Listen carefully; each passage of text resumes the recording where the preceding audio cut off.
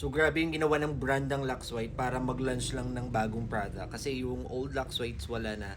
And officially, we have our Lux White Ultima. So ito yung mga ingredients niya. 1,400 milligram na po siya per capsule, glutathione with collagen, at niacinamide. Tapos, kung familiar kayo sa hyaluronic acid, tapos phytoceramide, that's oral moisturizer, tapos meron na din tong oral sunblock everybody. Yung bagong Lux White na variant, the Lux White Renew naman. Ito naman is may glutathione, pure barley, tapos, meron din tong collagen. Ayan. Mangosteen, acai berry, goji berry, pomegranate, nuni fruit, and blackberry natin. Ito for beauty and health. This one is beauty and skincare natin. Sa mga gusto mag-check out dyan, ililink ko dito sa yellow basket natin.